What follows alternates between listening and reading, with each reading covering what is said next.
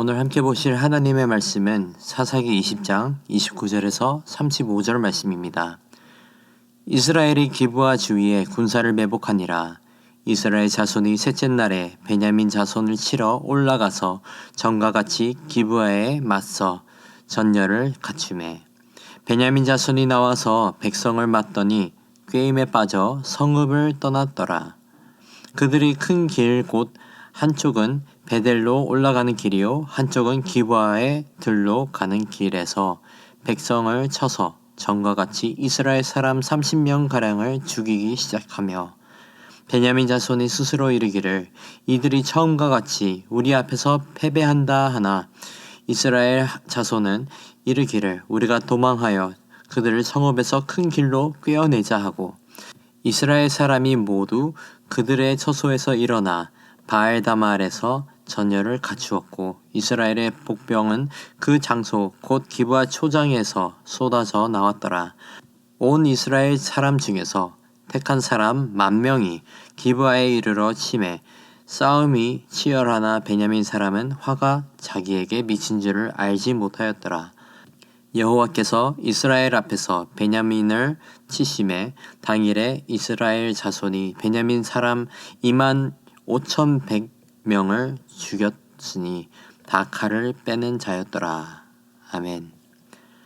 오늘 본문에서 나타나는 내용은 이렇습니다. 이스라엘 연합군은 전략을 세우고 베냐민 지파의 죄를 징벌하기 위해 이스라엘 연합군들이 기브아 주위에 군사들을 매복하고 있었습니다. 마치 여호수아가 아이성을 점령할 때처럼 유인 작전을 실행한 것이었습니다. 베냐민 군사들은 기브아 앞에 있는 군사들을 보고 싸우기 시작했습니다. 그리고 이기기 시작하자 전력을 다해 쫓아가기 시작합니다. 그렇게 베냐민 족속은 성을 나와서 추적하며 싸웠습니다. 32절입니다.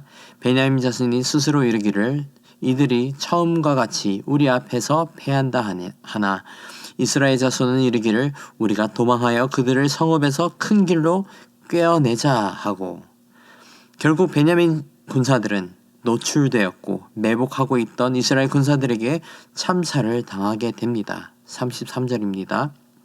이스라엘 사람이 모두 그들의 처소에서 일어나 바알다말에서 전열을 갖추었고 이스라엘의 복병은 그 장소 곧 기브아 초장에서 쏟아져 나왔더라. 그리고 마지막으로 35절에서는 베냐민을 이스라엘 자손에게 넘겨주시며 25,100명을 하나님께서 죽게 하십니다. 35절 말씀입니다. 여호와께서 이스라엘 앞에서 베냐민을 치심에 당일에 이스라엘 자손이 베냐민 사람 25,100명을 죽였으니 다 칼을 빼는 자였더라.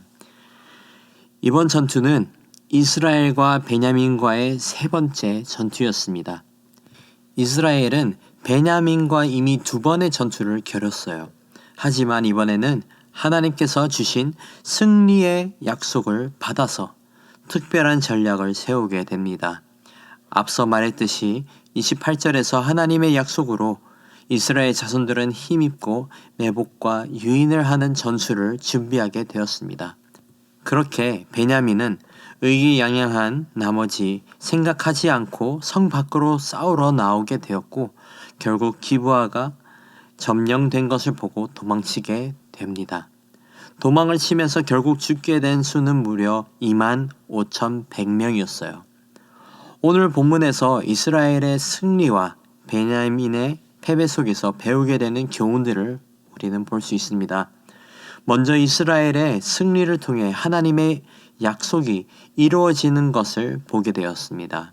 오만하게 전면전을 펼쳤던 이스라엘 군사들은 이미 2차례 패배했어요. 결국 이스라엘 군사들이 하나님 앞에 겸손히 나오기 전까지는 패배했다는 것을 알 수 있습니다. 이스라엘의 교만함은 패배하게 했지만 반대로 그들의 겸손함은 승리의 약속을 허락하시는 은혜가 있었습니다.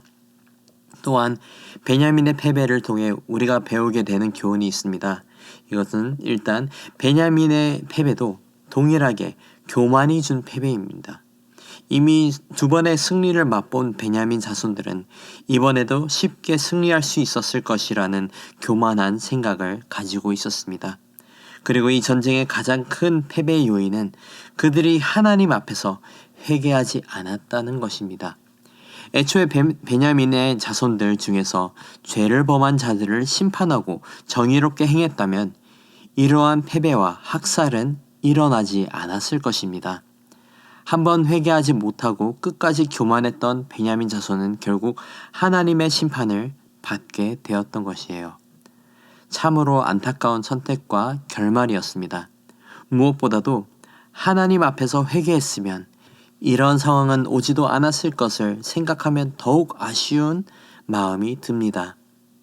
사랑하는 성도 여러분, 베냐민 사람들은 범죄했고 회개하지 않고 심판을 받게 되었습니다.